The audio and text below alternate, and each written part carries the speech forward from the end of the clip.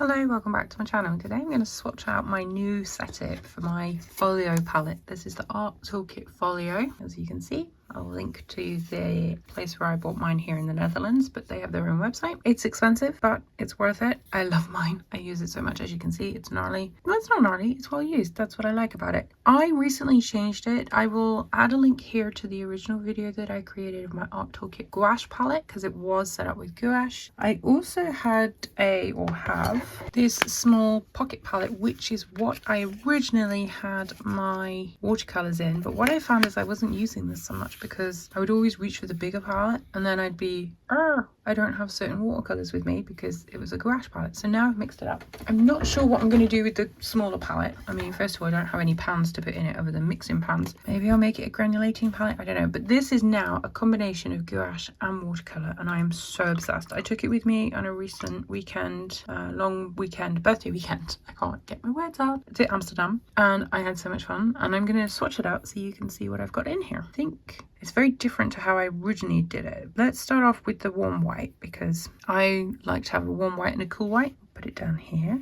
You won't be able to see that. I'm using a round brush. I think it's a 9x8. Let's have a look. Yeah, it's an Skoda Perla Josef Zubrik.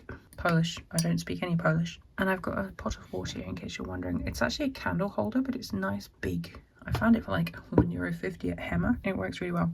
And then let's work out from there with the yellows first. So this one is gouache and it's titanium ochre. Oh, see? Isn't that beautiful? Oh, you might hear my tummy gurgling because I just drank a bunch of water and it doesn't seem to like things at the moment. Don't know if any of you have tummy troubles. This one is gouache as well, and it's cadmium yellow deep, but that sits on top of marigold, which is Holbein. Basically, I was running low on the marigold and I thought, oh, I'll top it up, and I didn't remember that it was marigold, so I put this on top, and it is kind of, oh, look at that, stunning, right? Absolutely beautiful.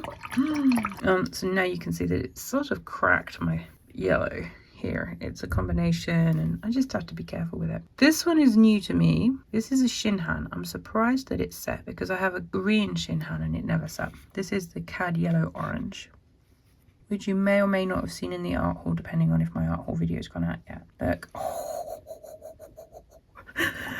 Now, if you've been here before, you know that I love orange, which is why we now have this in my palette. Then we have, should we do the fluoro? This is Luminous Red Holbein Watercolor, which my friend Yulia got me for my birthday last year. Look at that. Ooh, so pretty. Then we have, let's do this one here. This is a watercolor Aussie Red Gold, Daniel Smith.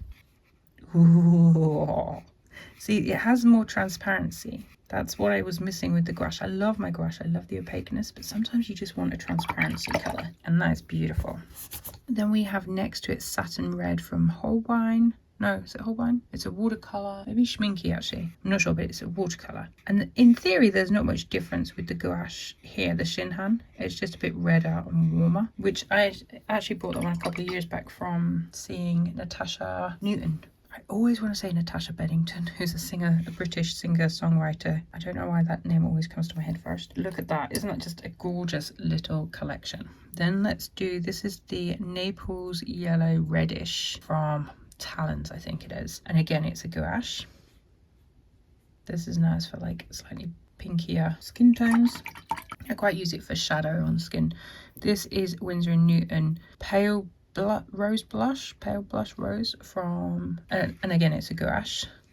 Look at that, nice subtle pinky. The next to it we've got Cad Red, no, Flame Red, because I ran out my Cad Red. This is a gouache Winsor & Newton. Look at that, yummy. I've just really, do you know what's happened is, I mean, I've really enjoyed my gouache palette since I put it together a year or so back, maybe. I'd have to double check how long I've been using it. But since doing Emma Malioka's gouache, Cozy Winter Gouache course on Patreon, I've just become really obsessed. Now this one, this is a watercolor and it's a combination of Luminous Red Holbein watercolor and Holbein Flamingo Pink or Flamingo. It's a flamingo bird. It's one of their granulating ones. And I found this one a bit bright on its own sometimes, and I found the flamingo wasn't quite what I wanted. So I mixed this up. You can't really tell when it's like this. It needs more water, but it granulates beautifully. But it has a slightly pinky reddish to it rather than an orangey reddish. Then we've obviously got Opera Pink, which is a gouache. I think it was a Winsor & Newton one I had. And I don't often use it, to be fair. I like it when it mixes, because you can get some wacky mixes, a bit like Cobalt Turquoise. And then next to that, we've got, I think it's Daniel Smith's Quinacridone Pink. I'm not sure, but it's definitely watercolour. I'm not sure it is Quin Pink. It's a bit, I don't know. I didn't write it down. Or maybe I wrote it down in an old sketchbook. I'll have to find it out. This one is Perylene Maroon. I'm pretty sure it was Holbein watercolour. See, luscious. The reason I wanted some like translucent ones is because sometimes I'll draw on the page and then I want to put watercolor over it so you can still see the line underneath it. And you can't really do that with gouache, especially if it's thicker. Okay, should we go back to the yellows and then work our way around this way? I think we'll start here with the lemon yellow, which is watercolor, and I'm pretty sure it was Holbein. I'm going to put it in that corner. It's very, I might have messed it up a bit with a bit of green or blue because it feels a lot more green than it should. And then this one next to it, this is my Mary Blue watercolor, green gold. This was sent to me by Angela Marie in tube form. Oh, look at that. See? So pretty. I just feel like you have to have a green gold in your palette. Then this one is one of those granulating ones. It's Mimosa Yellow because I thought it was going to be yellow and then it wasn't. It's like a greeny but very subtle granulating green. See, that's a watercolor obviously. And then next to that we just have my regular green olive or olive green. I think it's Talons. It might be Holbein, it might be Winsor & Newton because I got a few, but it's gouache. And that's like a nice rich olivey green. In case you wonder why I'm like painting them in odd shapes, it is literally because that's the format on my board, on my palette. Let's do Chromium Oxide Green. I think this one was a Dale Rowney watercolor. No, Dale Rowney gouache, designer's gouache. See, it's not warm toned. It's like cool, yummy, nice, moody green, but like not a dark moody green, like a moody green. Then up here we have, oh, let's do this one. This is Ash Green from Holbein Gouache. Look, oh yeah, more bluey green. And then above that, I know we've got Perylene Green, which is a watercolor, but I don't remember which brand it was. Look at that. Yummy. Oh, my friend Gilby would be loving this right now. Beautiful. Then let's go the next one. Now, was this Payne's Grey or Violet? Find out, won't we? But it's definitely, wow. I was gonna say it's a gouache, but it's very watery. It looks like Payne's Grey. My Payne's Grey is only in gouache in this palette. Oh, subtleties. Let's pick up a bit more colour. I'm not sure. Oh, poops. I just put that into the Perylene Green. I wasn't watching what I was doing on the palette. I was too busy looking at the colour. Oh, that's a bother, isn't it? Wow. I mean, the problem with this sketchbook is the paper's terrible. So even though I've picked that up very carefully, the paper texture is a bit gnarled. Let's try that one again with the actual whatever this is. Yeah, it's definitely Payne's Grey. And I'm pretty sure it's the gouache from Dale Rowney. And I'm pretty sure it's just watery because I've got a watery brush. There we go, we'll put it down properly this time. It's not re-wetting very well for some reason. That's what I have here as well with Blob. So I find it doesn't always re-wet in the best way. Okay, then next to here, or should we do this one? Because this one's definitely Indigo, which is a watercolour that I have added into my gouache palette when it was a gouache palette because I just love Indigo. Could almost pass for a Prussian blue, couldn't it? Can't remember which indigo it is. Maybe Daniel Smith, maybe Winsor & Newton. But it might also be Prussian blue mixed with indigo, because when I first created my palette, do you know what happened is the Prussian blue kept crumbling away, so I put indigo on top. So it might actually be a hybrid, which means it's a combination of watercolor and gouache.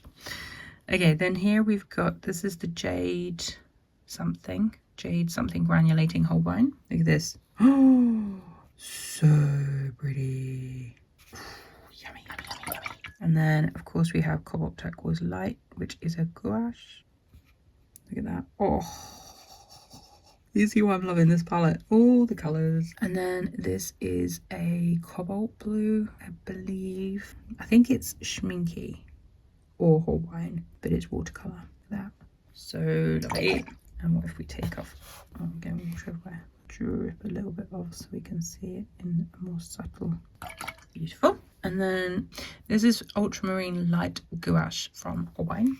We'll do a long skinny one so I don't get confused. Look at that. Oh my goodness. So beautiful. I am salivating. Then we have this one, which I believe was the Daniel Smith Moonglow, because I put it next to the ash blue of Holbein. So this is also watercolour. And I know that this is another fugitive colour, but I wanted it for shadowy stuff. This is Holbein's ash blue. Look at that. Then we didn't do gold ochre, did we? Well, let's do lavender. This is Holbein's lavender.